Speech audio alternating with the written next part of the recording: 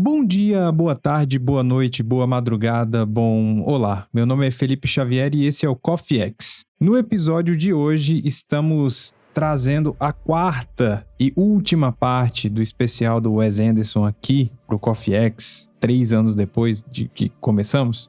Mas antes de começar de fato, eu quero apresentar os dois guerreiros que estão aqui comigo. Começando por ela, Débora de Menezes. E aí, Debs? Bem-vinda de novo. Olá, gente. Ixi, meu Deus, já entrando na frente pra terminar logo o episódio, meu Deus, mas não, mentira. Olá, é um prazer estar aqui. Olá, um abraço pra todos, né? Foi um prazer a gente estar gravando essa série maravilhosa do Wes Anderson. É isso. E com ela também, Eduardo de Oliveira. Fala aí, Edu. Opa, aqui de novo e outra vez, né? Pois é, foi uma saga mesmo e tivemos uma overdose de Wes Anderson. Nem me diga. Eu acho que não tem muito mais o que falar não, porque a gente já estressou bastante as nossas opiniões sobre o diretor Wes Anderson. Se vocês não sabem, mas essa é a quarta parte, né? Então, a gente já fez 3 partes anteriores aí falando dos outros filmes dele e hoje nós vamos falar sobre os 2 últimos filmes que foram A Crônica Francesa de 2021 e Asteroid City de 2023. E a gente vai falar um pouquinho aí pra terminar e fazer um arremate aí das nossas opiniões sobre o Wes Anderson. Eu imagino que esse episódio vai ser menor do que os outros, porque são só 2 filmes e pra falar a verdade a gente já tá cansado. Eita. Vamos pro episódio. Lembrando que se você curte o trabalho que eu faço aqui no Coffee X, entra aí na descrição e veja o nosso Instagram, também o Instagram do Edu e da Debs, dos podcasts deles, o Super Pocket Show e o Casal em Cena. E também tem o grupo do Telegram aqui do Coffee X, que se você quiser fazer parte, tá tudo linkado aí. Vambora, vamos pro episódio. Woodrow, any final farewell? I don't believe in God anymore. Fair enough. Amen. Amen. Gente, vamos só, antes de puxar esses 2 últimos filmes, eu queria só desabafar um pouco, assim, porque realmente eu cansei, assim, do Wes Anderson, eu cansei forte, assim. Estamos a todos ouvidos. Ai, cara, eu vou falar assim, me adiantando um pouco, assistir esses 2 últimos filmes foi um martírio, assim, pra mim. Foi difícil. Pra quem gosta do diretor, o episódio anterior vai ser mais feliz pra você, tá? Porque a gente falou... Pelo menos eu falo por mim, né? Não sei por vocês. O que vocês acharam aí? Que esses 2 são melhores, piores? Eu acho que teve filmes bons. Teve o Master. Eu acho que a gente falou do nosso top 1, então acho que melhorou. E você, Edu, foi difícil pra você ver esses 2 filmes aí? Viu de boa? Cara, eu confesso que é um filme que eu verei uma vez só na vida e nunca mais. Foi sofrido, ainda mais assim, porque a gente já veio de fazer toda essa série de episódios sobre filmes dele. E é uma coisa que a gente até pode discutir aqui, né? O estilo Wes Anderson, né? Tanto o estilo visual quanto a narrativa, o jeito dele contar a história, que a gente já... As histórias que são contadas também. Exato, né? Que a gente já conversou em outros episódios, né? Eu acredito que muito, né, desses filmes, assim, desses 2 últimos serem sofridos para assistir, também foi dessa meio que, né, deu uma ressaca de Wes Anderson, sabe? E olha que a gente gravou bem isso passado, né? A gente tá o quê? Uns 15 anos, né? Foi bem espaçado, cara. Assim, foram muitos meses de diferença, assim, de um episódio pro outro. Muitos meses. Foi sofrido. Agora é o momento da nossa catarse, daquilo que tá preso na nossa garganta. Uhum. Eu já soltei várias vezes, então... Desde o 2º episódio. E a gente vai responder a pergunta, né? Wes Anderson é um gênio ou um hipster impostor? É isso. A gente vai voltar no título do primeiro episódio do primeiro episódio. Exatamente. E a resposta tá aqui, né? No último. Nossa, ninguém sabe, né? Um suspense incrível, meu Deus. Vamos começar então falando sobre o filme de 2021, A Crônica Francesa. Woodrow, any final farewell? I don't believe in God anymore. Fair enough. Amen. Esse filme aí foi mais recente. Ele tem um roteiro do próprio Wes Anderson, assim como todos os filmes dele. Repetindo aí a parceria com o Roman Coppola, com o Jason Schwartzman e o Guinness. No elenco, aquela galera de sempre. Adrian Brody, Tilda Swinton. Aqui tem, acho que umas adições novas, que eu acho que é a primeira vez que ele trabalha com o Benício Del Toro, com o Timothée Chalamet e o Jeffrey Wright, se eu não me engano. Eu acho que esses são 3 que eu notei que ele não tinha trabalhado ainda. E, enfim, a sinopse, acho que é bem tranquila assim, é bem simples porque o próprio nome diz, né, a crônica francesa. Então, é um filme que ele tem pequenas histórias, né, que mostra a equipe de uma revista americana lá que fica na França e publica uma última edição. E aí lá se passa em 3 histórias. Então o filme é como se fossem 3 curtas que ele pegou e juntou, né? Num filme só.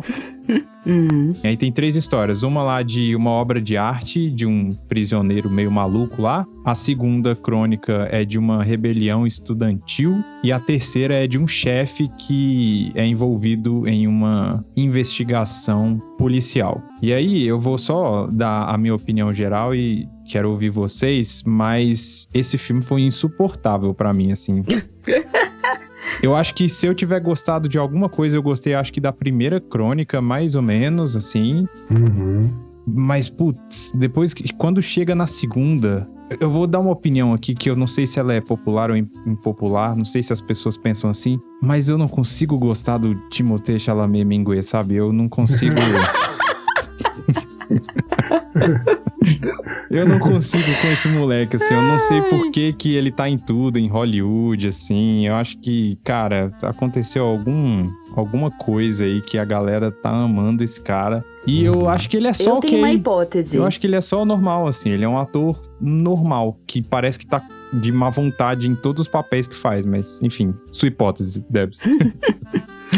Eu acho que a hipótese pra esse filme, pros outros aí, pra Hollywood, realmente eu não sei.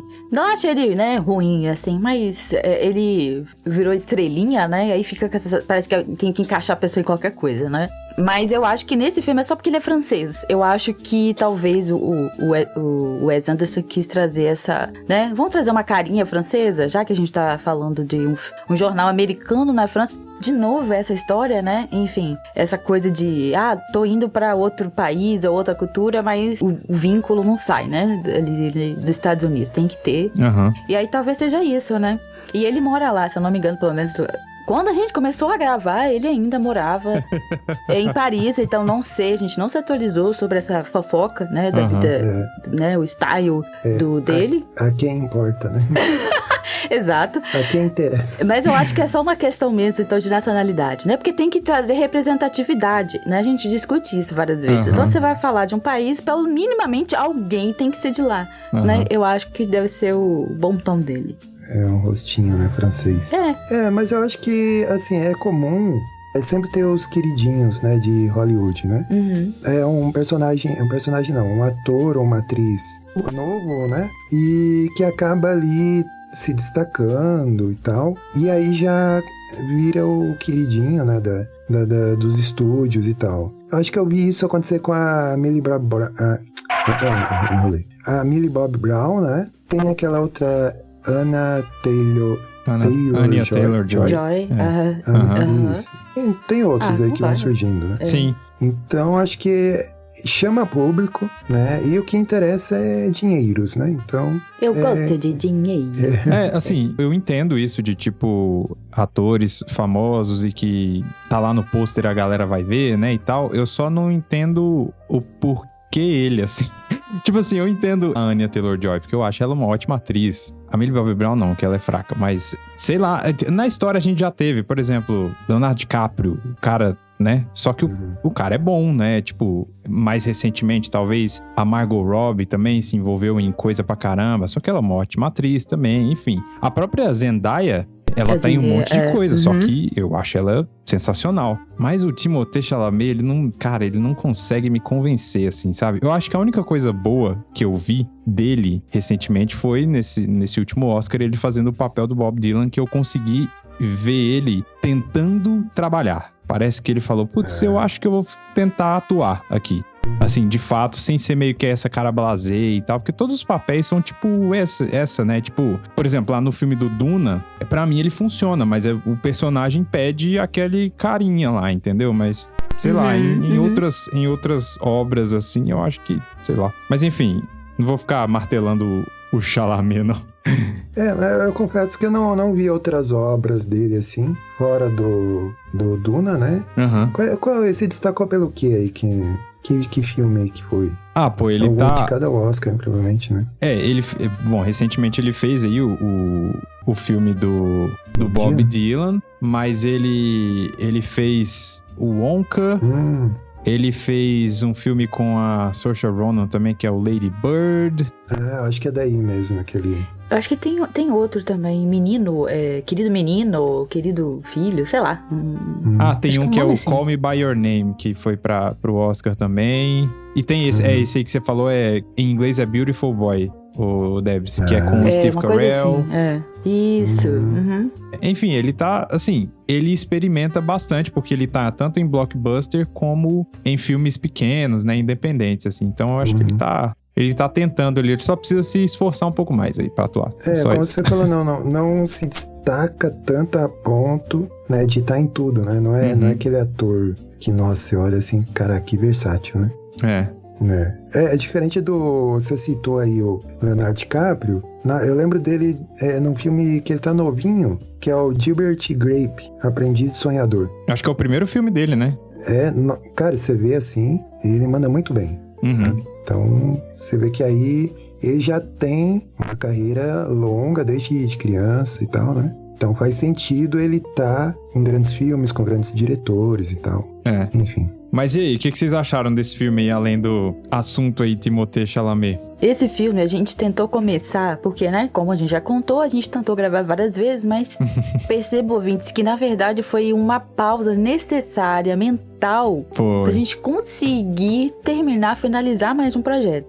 E aí a gente tentou começar, quando a gente tava, né, vendo os filmes um atrás do outro pra gente gravar, aí acabou que a gente começou, mas acho que a gente, realmente, a palavra que o Edu usou de overdose, a gente já tinha visto tanto, que a gente começou a ver, eu falei, meu Deus, eu dormi, literalmente eu dormi. Não, eu dormi também. Você dormiu também, nós dois dormimos, e assim, a gente foi voltar agora, aí até que eu não achei tão ruim, que eu falei, meu Deus, Edu, a gente vai ter que ver aquele filme. Aí eu comecei a ver, acho que deu pra entrar, a distância, sabe, temporal aqui, eu não achei tão ruim. E realmente, eu também curti mais a primeira história, que eu acho que ali tem acho que o filme fosse só aquela história ali, já tava ótima. Já podia terminar só com aquela, porque aquele já dá um longazinho interessante, né? Porque aí você vê uma pessoa que é um prisioneiro, que aí geralmente a gente vai jogar. E aí, ao primeiro momento, você vê que ele é um assassino, né? E tá em preto e branco, uma coisa meio assim.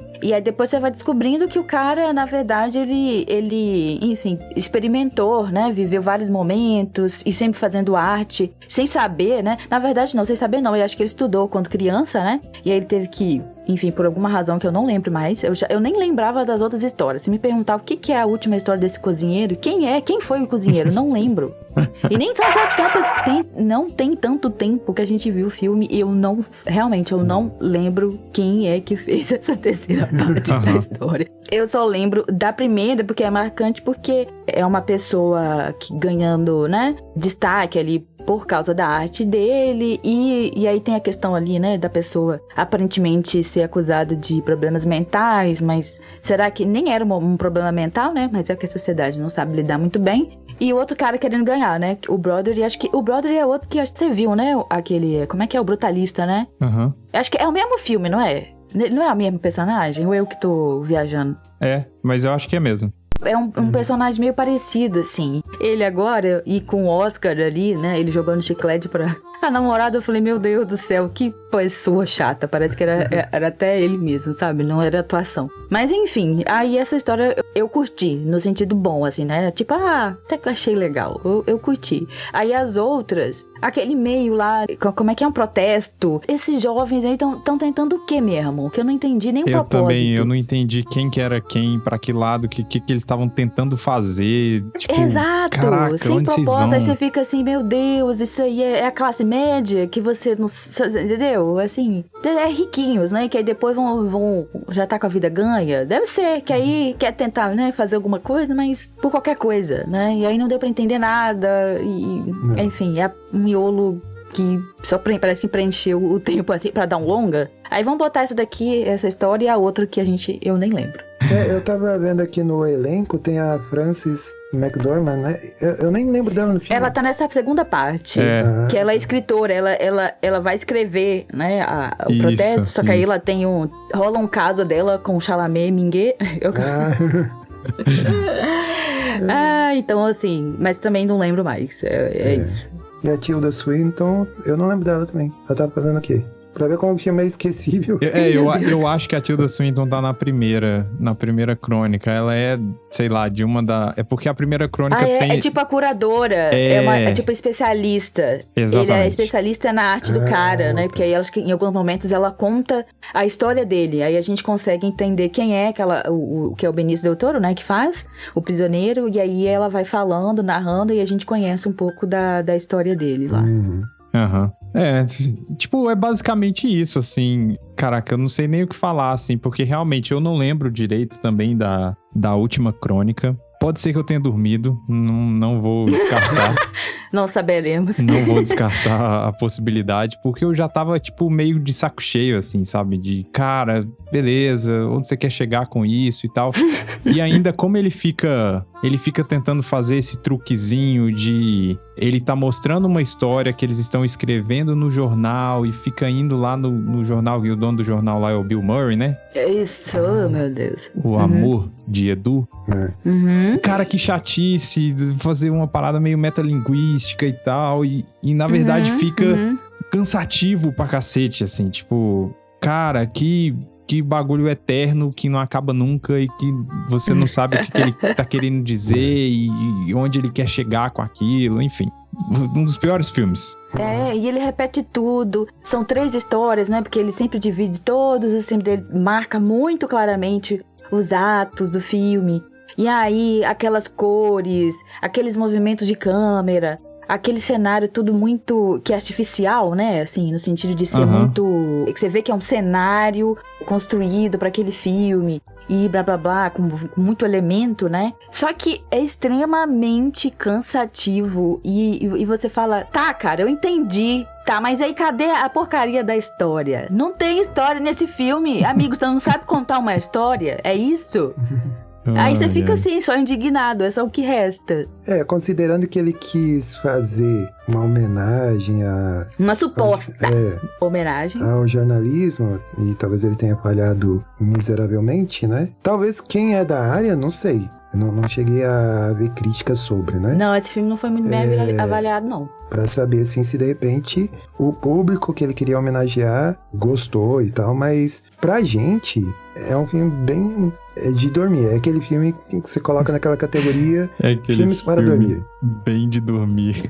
Exato, você tá com insônia, coloca lá, que com certeza em 10 minutos você consegue dormir já. Eu acho que ele não é bom pra dormir, Edu. Eu acho que ele cansa, assim, tipo, sei lá. Irrita essa coisa que a Debs falou de ele ficar, tipo, fazendo os truquezinhos dele, repetido, sabe? Parece que acabou, assim. Ele não tem mais carta na manga, ele não tem mais criatividade pra fazer algo diferente e tal. Eu acho que ele virou... Parece que ele virou prisioneiro do próprio estilo, assim, de que ele nunca vai conseguir fazer mais nada se ele não fizer aquilo que ele sempre faz. Não é um filme do Wes Anderson, e aí ele tá dando volta, assim, ele tá em loop, fazendo o mesmo filme sempre, sabe?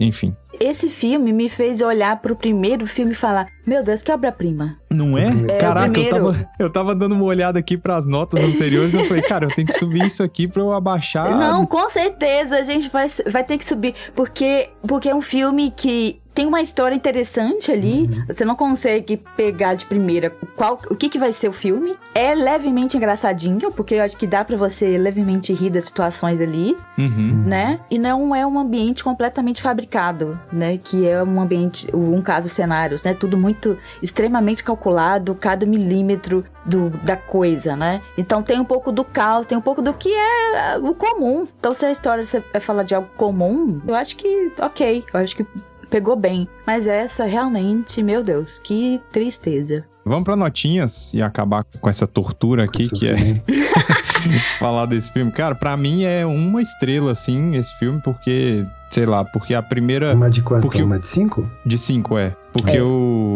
a primeira crônica... Tipo assim, quando começou o filme, eu achei que eu fosse gostar. Porque eu tava interessado na primeira crônica, sabe? Aí no meio dela foi dando uma cansada e tal. E chegou no final eu gostei médio. Mas aí desse momento pra frente foi horrível, assim. Foi só piorando. Então pra mim é uma estrela. Uma de 5. E você, Muzito? Bom, eu também acho que dá uma estrela. Achei dos filmes dele, assim, um dos piores, né, que a gente viu. Acho que tem o fator cansaço mesmo, como a gente comentou aqui, mas realmente, ainda você pode ter um estilo, você pode ter o seu jeito de contar histórias e ainda conseguir se reinventar, né? E eu acho que ele falhou aí de, né, contar uma história E o agravante contada. dele é que, como ele usa os mesmos personagens e tudo é muito engessadinho, né? O que ele faz, realmente você tem a sensação que você tá vendo a mesma coisa em loop. É isso. E aí, por isso que é a sensação que a gente tem maior ainda de cansaço, porque você tá vendo a mesma coisa. Exatamente, às vezes é o mesmo ator que você tá vendo.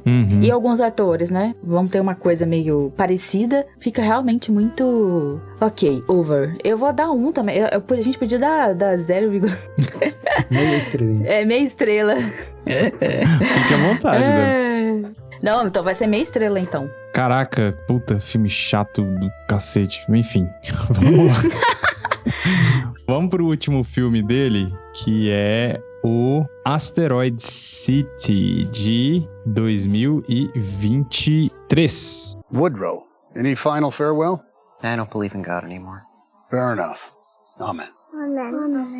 E esse aí é um filme que, quando saiu o trailer, eu fiquei curioso porque tinham adições de atores, né? Porque, tipo, aquilo que a gente falou, né? Ele sempre trabalha com a mesma galera, mas acho que todo filme ele tenta aliciar mais alguém pra gangue dele, né? E aí ele trouxe a Scar...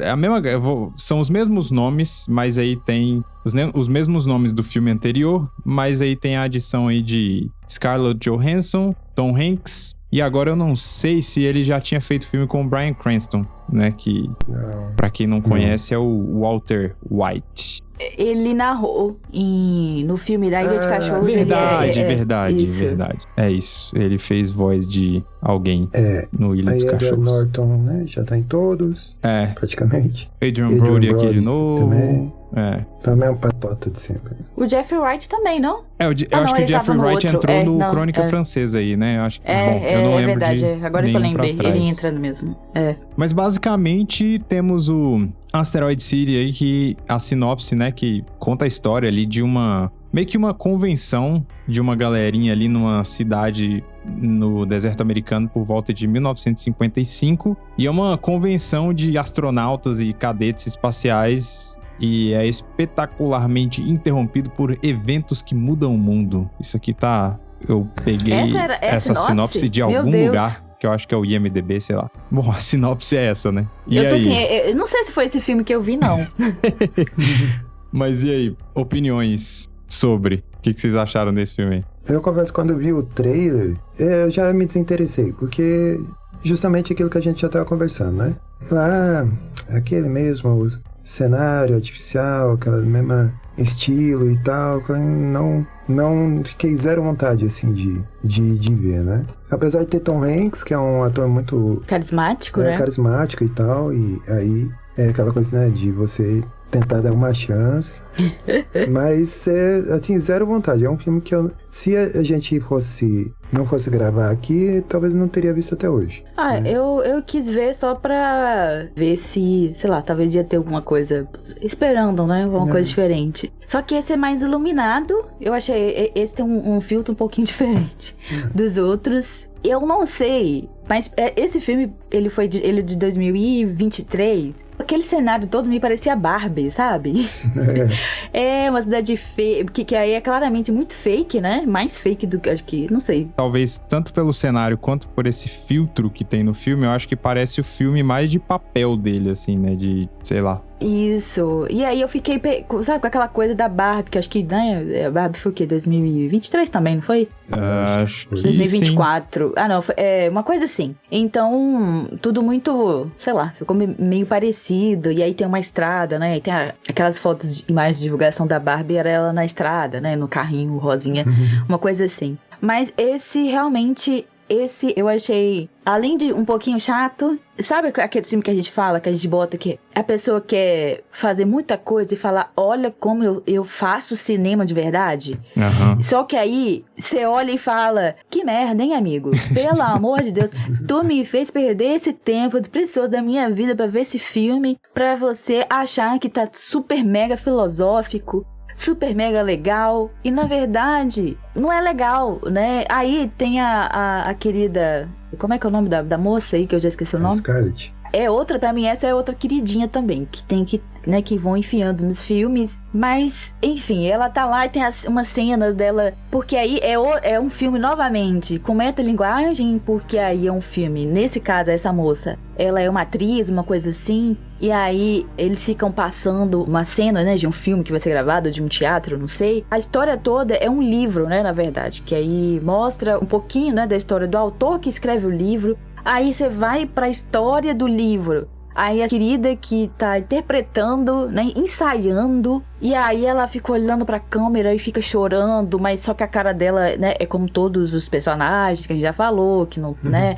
que é tudo flat, blá blá blá. E aí ela olhando pra câmera e a lágrima descendo, mas ela tava atuando e falando alguma coisa supostamente muito filosófica. E aí no meio tem o luto, olha só, mais uma historinha que apareceu em praticamente todos os filmes. Um luto que aí dessa vez é o Sr. Coppola, que é o Jason, né, Schwartz, é assim que fala, que aí tá lá com os filhos, que perdeu, né, a mãe morreu, e aí o Tom Hanks é o avô, e que fica com raiva, mas enfim, é uma mistureba, e que tem várias histórias aparecendo no mesmo momento, aí tem um preto e branco que aparece de vez em quando, aí vai pro brilhante, né, que é a história do livro, que eu acho que talvez, né, essa ideia de aparecer tão, essa parte característica de teatro, alguma coisa assim, deve ser, né, porque tava contando essa história. E não chega a lugar nenhum, a gente não tira lição nenhuma, não é nem divertido, não é nem engraçado, não é emocionante, não dá quentinho no coração, não dá nada. Você só perdeu seu tempo vendo e você termina o quê? Com ódio e falando, por que essa pessoa é tão famosa? Por que esse cara ele faz a mesma coisa toda a vida, amigo? Já cansou. Ninguém, não tem um amigo pra avisar ele que ele pode variar um pouquinho, que ele não vai deixar de ser quem ele é por ele variar um pouquinho. Todos os grandes diretores têm filmes com coisas diferentes. Às vezes vai aparecer o elemento que é característico dele, mas são coisas diferentes, sabe? Tem várias pessoas que fazem filmes diferentes, mas só que a identidade dele está preservada. Então não precisa ser exatamente a mesma coisa e ficar botando essas coisas tudo muito misturado pra dizer que isso é um grande cinema. O grande cinema não é o simples, também tem que ter seu espaço. Ele não é minimalista, né? Ele tá precisando voltar, que a gente reclama do minimalismo, né? O pessoal reclama do minimalismo em outros estilos da vida, mas ele tá precisando voltar pra esse estilo, que é o primeiro filme dele, que é um clássico, tem começo, meio e fim. A gente entende o que cada um tá fazendo e é isso, e consegue ser engraçadinho. Olha que divertido.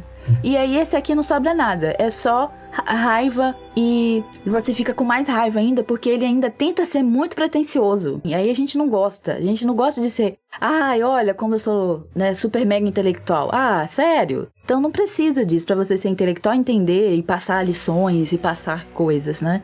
Aí tem crianças esquisitas, meu Deus, aquelas crianças esquisitas que aí você fica, é sério que isso aí é esquisito pra você ainda? Amigo, tu não tá lendo, não? A gente tem tanto transtorno que a gente tá descobrindo, né, que hoje aumenta o diagnóstico, diagnóstico e etc. Eu tenho um monte de amigo autista, tenho um monte de amigo com TDAH. Então, assim, isso é estranho pra você? O estereótipo do nerdzinho. Gente, pelo amor de Deus, tudo errado, né? Tudo chato. E, enfim, eu já falei demais, desculpa, monopolizei. Vai, Edu, fala da sua indignação também. Não, eu voto com a relatora. Não, mas de fato, chega a ser irritante, né? Porque justamente a gente era o último filme dele, né? E aí, eu acho que... A gente falou, não, o Tom Hanks vai salvar o filme. Eu tinha essa esperança, mas nem o Tom Hanks, não. E uma coisa, assim, que ficou muito claro pra mim também, que ajuda nessa irritação, é os diálogos, a forma como os personagens dialogam, né? Por exemplo, a personagem da Scarlett Johansson lá numa cafeteria e tava o outro lá que... Como é que é? O Jason Schwartzman, né? Que era fotógrafo. Aí eles estão ali no balcão e tal, e ele tira uma foto dela. Daí ela, você tirou uma foto minha. Aí ele responde, eu sou fotógrafo. Mas eu não... Daí ela responde, mas eu não permiti. Mas aí ele fala, mas eu não preciso de permissão. Sabe, uns diálogos chato, boring. E aí você, é justamente o que a Debbie estava falando. É um diretor que ele não sabe variar. E assim, a gente tem grandes diretores como Spielberg, por exemplo, né? Não dá nem pra comparar, mas... Nossa, pelo amor de Deus. A gente tem filme dele que é pipocão, que é blockbuster, tipo Jurassic Park. E você tem Lista de Schindler. Olha a variação. Sim. E os dois são filmaços, né? E o Wes Anderson, ele sempre trata de alguma coisa que envolve família, que envolve alguma questão, né, de uma família disfuncional, ou de luto, ou enfim. Só que é uma coisa tão... Sem camadas. Sem camada. Sem um diálogo com a realidade. Né? Que a gente não se identifica com nada, assim. É tudo isso que a Debs falou aqui. É isso mesmo, né? E o detalhe dele não saber realmente variar. E nesse filme tem aquele núcleo ali das crianças ali e tal, porque tem um evento, né, que tem os militares também, e que aparece ali um disco voador, alguma coisa assim, não é? Um extraterrestre. É, um ETzinho. Um ETzinho. E aí o exército tenta esconder, né, essa informação e tal. O que ele queria? Ele queria fazer uma crítica ao Pentágono, ao governo dos Estados Unidos, sabe? Parece que ele tentou fazer alguma coisa política e falhou miseravelmente. De novo, como ele tentou na Ilha dos Cachorros. Então assim, você começa a perceber que é muito visual, é muito bonito. Visualmente você olha, nossa, cada frame ali é um quadro. Você pode imprimir e colocar na parede da sala. Mas fora isso não tem consistência, não tem conteúdo. Se torna chato, se torna repetitivo, né? E eu acho que a gente pode bater um martelo aqui que ele é um hipster impostor. Porque é o que sobra, assim, né? Exatamente. Então... É porque você tem uma impressão que eu acho que com o tempo, a gente não é a mesma pessoa de 5 anos atrás, nem de 10 anos atrás. A gente muda, a gente às vezes compreende algumas coisas que antes a gente não compreendia. A gente aprofunda algumas ideias que alguns valores ou crenças que a gente tem, ou a gente muda completamente. E aí, a sensação que a gente tem vendo a obra dele é que ele parece que é uma pessoa que, na cabeça dele, ele tem algumas coisas que ele julga importante e ele continua achando que só aquilo é importante. E nem tô falando que é porque que a gente volta na discussão, que as coisas tudo tem que ter um propósito. Mas é no sentido de que, às vezes, você querer só divertir é um propósito. Ou, eu quero aproveitar e falar sobre uma temática complicada, que aí depois alguns falam que é panfletário e blá blá blá. Enfim, existem diferentes propósitos, vai funcionar para alguma coisa. E mesmo que não tenha talvez algo tão identificável do que a pessoa quer falar, mas em algum nível, em cada pessoa pode ter algum tipo de identificação. Então você não tem identificação, você não tem aparentemente nenhum propósito com a história. Essa especificamente de Asteroid City, não faço a menor ideia do que ele queria. No filme não sobra muita coisa, igual a gente tá falando que não tem nenhum tipo de identificação e realmente você tem a sensação, eu não queria levar, mas... E aí, Henrique, se estiver me ouvindo, vamos ver se o Henrique concorda também comigo. Estão falando de mim aí, é? Mas é uma pessoa... Henrique é o editor. Exatamente, o editor. Porque o filme... Quem é o Wes Anderson? Eu tenho que falar. ele parece uma pessoa que sempre foi muito, né? Teve uma condição financeira muito boa. E eu tenho a impressão que pessoas desse nível, elas vivem num mundo meio que paralelo. Um pouquinho fora da realidade, sabe? E a sensação que ele é esse tipo de cara, entendeu? Que parece que... No mundinho dele. Vive no mundinho dele, na bolha dele, que parece que ele não consegue beber de outras coisas, sabe? Que você vai vendo. Ele fala de outras culturas, mas parece que tudo tem que encaixar dentro da formulazinha dele, daquilo que, né, ele considera bonito. Foi o que eu comentei do Ilha dos Cachorros, que tinha que ter a personagenzinha estadunidense lá que é a salvadora, é alguém sensato da história e tal.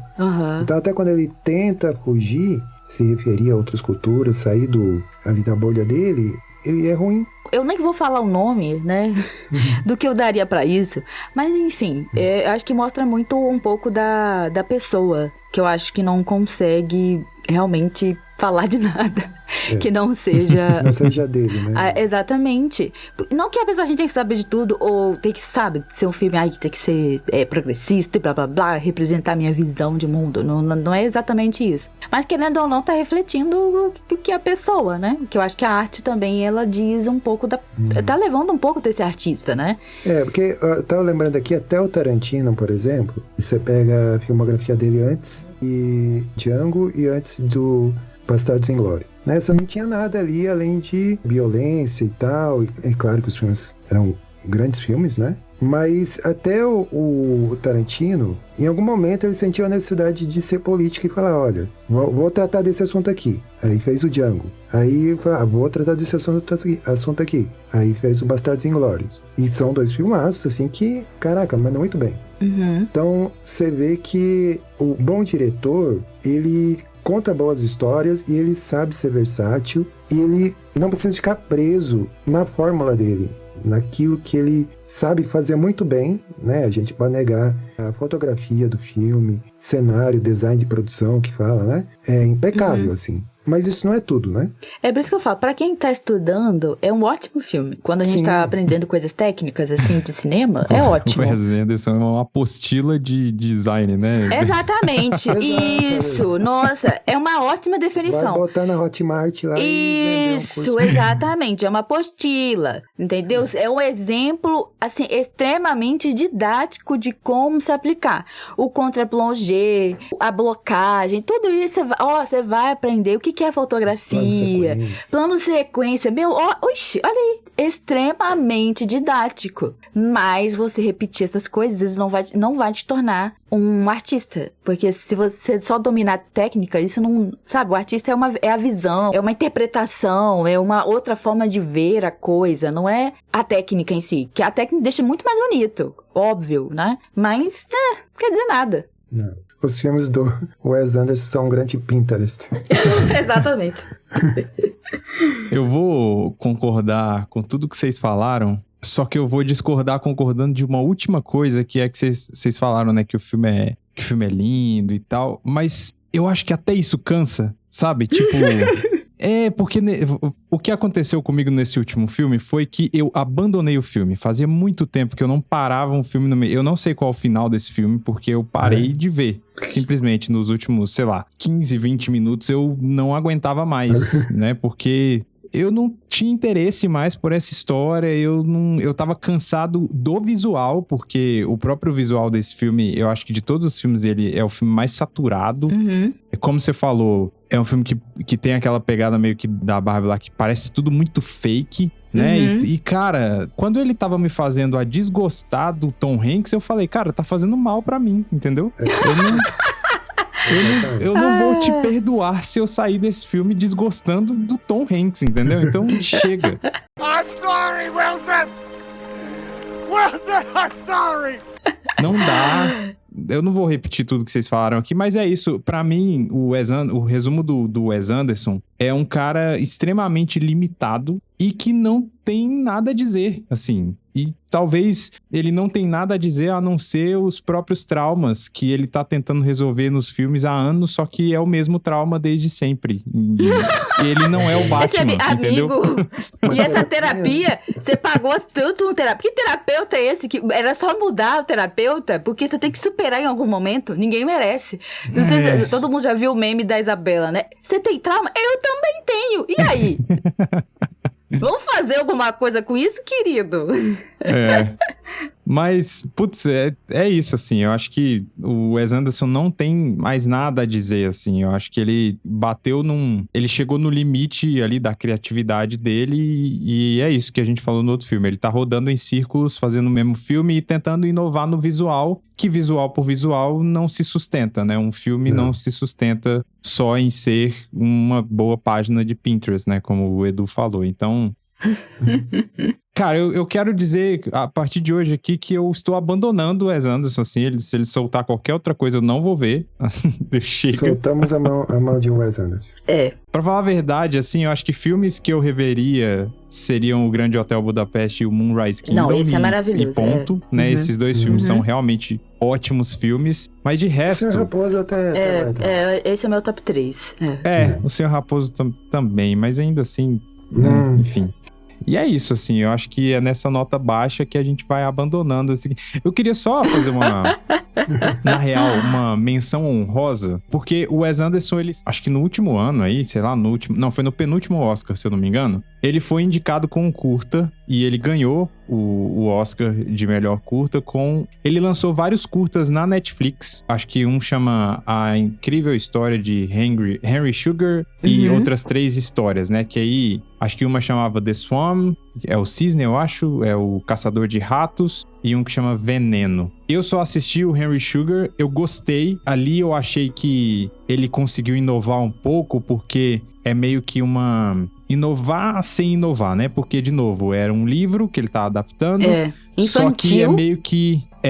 Só que é meio que... Tipo assim, primeiro que eu me interessei pela história, que a história realmente é interessante, só que a história não é dele, né? É a história do livro. Só que aí o jeito que ele faz ele usa aquela câmera dele, aquela câmera bem Wes Anderson, pra a pessoa que tá em cena, ela está como se ela estivesse lendo o livro pra gente. Só que aí tem como é um curta, tem uma edição bem dinâmica, assim, então acho que tem uns 40 minutos só. Eu acho que se fosse um filme... Né? Eu acho que se fosse um filme de 1h30, 2 horas, aí esse formato cansaria. Mas eu acho que dentro do curta funcionou pra mim e eu gostei do Henry Sugar, mas eu não vi os outros. Então eu não sei falar se os outros são bons. A gente viu como é que é? Do rato? Acho que é o Caçador né? de Ratos. Que era o do Conclave. Exatamente. Exatamente, o Ray Fiennes fazendo o caçadorzinho, mas é uma história meio, sabe, nada também. Não gostei, aí eu falei, não vou ver esses outros não, já deu, acho que vamos deixar esse moço pra lá, porque não dá pra ver. É isso, né? É isso, então cumprimos aqui com o nosso combinado de vermos todos os filmes desse cara. E a gente chegou aí à conclusão que o Edu já falou, que ele só é um hipster enrustido aí que, enfim, não consegue sair do lugar, né? E o meu veredito, Deus me perdoe, Fake Nerd! Vai ler uns livros, Wes Anderson, viajar, exato, né? Tipo... Oxi. É por isso que a gente fala, gente, tem que ter, não é lacrando, mas tem, cadê a diversidade? Parece que ele não, sabe, ele não convive com pessoas, assim. Vai ver uns filmes, né, cara, diferentes, uns negócios... vai ver umas coisas, assim, não é porque parece que realmente é uma pessoa realmente que vive na bolha. Realmente. Deixa eu agredir mais uma pessoa aqui, porque o Edu citou ela no começo, que ele falou da Millie Bobby Brown. E aí, a Millie Bobby Brown, que era uma promessa, né? Quando ela começou Stranger Things, a primeira temporada de Stranger Things, todo mundo pirando, porque a menina atuava sem falar, apenas com os olhos e tal. E aí, ela deu uma entrevista recentemente falando que ela não gostava de ver filme. E eu falei, entendi, então é por isso que você não melhora, né? Você não evolui como atriz. Então... é isso, vai ver uns filmes, vai ver o que os outros estão fazendo, sabe? Aí, vai. Pô, sei lá, pra ver se faz alguma coisa diferente na vida, porque chega, né? Chega. Que bizarro, né? Foi com o Coffee X que vocês estavam vendo? Vocês tinham que até combinar de ver o Nolan? Ou era do Guedão? Ah, não lembro não. Boa pergunta. Foi Assim, aqui? a gente tá... Eu tentei fazer uma do Nolan também, só que ainda não rolou. Não, eu já vi, nem fui convidada, mas não estou me convidando, tá, Felipe? Não se preocupe. Mas eu vi todos esses filmes do Nolan já, e esse foi difícil de assistir. É só pra dar um contraponto final aqui, de que numa pauta que eu nem participei, eu já vi todos, e esse foi uma tristeza pra gente terminar. Do Nolan, que a gente tava, que você começou, porque você foi o convidado, mas eu tava lá, a gente viu tudo. Aí, esse daí a gente demorou uma eternidade pra ver. Mas esse qual? Todos os filmes do Nolan, que a gente começou, a gente viu todos. E aí, sei lá, a gente terminou já há muito tempo atrás. Mas aí o Nolan não... O Nolan eu gosto, hein, Debs? Olha aí. Você tá com medo? Ô, Dó, a gente traumatizou o bichinho. Coitado. Não gosto de tudo, não, mas gosto, assim, da grande parte. Não, depois que comparar com esse daqui, nossa, tudo maravilhoso. Aqui, comparando com o Wes Anderson, Nolan é Hitchcock, né? Meu Deus, tipo... até Oppenheimer desce. Woodrow, any final farewell? I don't believe in God anymore. Fair enough. Amen. Então é isso, meus queridos. Lembrando que queremos saber a opinião de vocês aí, se vocês gostam do Wes Anderson, enfim, deixa aí nos comentários no Instagram, @CoffeeXPodcast.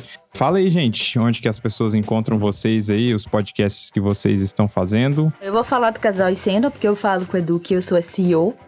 Eu que decido o que vai ser gravado, né? Então, se vocês não gostarem, é culpa minha. E aí, vocês encontram a gente em todas as plataformas aí de áudio, exceto o YouTube Music, que a gente descobriu recente, que a gente não está lá, mas a gente vai dar um jeitinho, né, Mozeta? E é Casal em Cena, aí a gente fala, né, de filmes, cultura pop, só que aí a gente tenta, geralmente, destrinchar a obra que a gente viu. Obviamente, não somos críticos e nem cineastas, mas aí a gente dá a nossa humilde opinião sobre as obras que a gente vê. Isso, aí na rede social, a gente tá no Instagram, Casal em Cena Podcast, pode seguir a gente lá. E temos também o Super Pocket Show, que é um podcast maroto aí, que a gente fala de tudo um pouco, é um podcast mais... A gente tenta fazer mais com humor, bem humorado e Tá tal. com um pouquinho de poeira, mas daqui a pouco a gente... Aí tá meio abandonado lá, mas se Deus quiser logo ele volta. Então é isso, é Super Pocket Show, também em todas as plataformas aí de áudio. O Danilo participou de um episódio aí do Coffee X recentemente e ele comentou que o Super Pocket Show é um podcast anual. Então é isso, tá? Mais ou pelo menos. O especial de fim de ano, ele sempre tem. Esse aí sempre tem. Tá garantido. Então é isso, gente. Quero agradecer a vocês dois aí por terem aceitado esse desafio de 3 anos, né? Pra gente terminar esses episódios aí. E, bom, voltem mais vezes pra gente gravar de outra coisa, porque chega, né? Vamos gravar de coisa boa. Isso. Agora vamos fazer uma de filmes de Nicolas Cage. Meu Deus. Aí vai ter uma Nicolas pauta Cage a gente vai eterna. ficar 10 anos gravando, né? Porque o tanto de Meu filme. Deus. É, muito bom. Então é isso, muito obrigado. A gente se vê no próximo episódio. Valeu. Até mais, gente.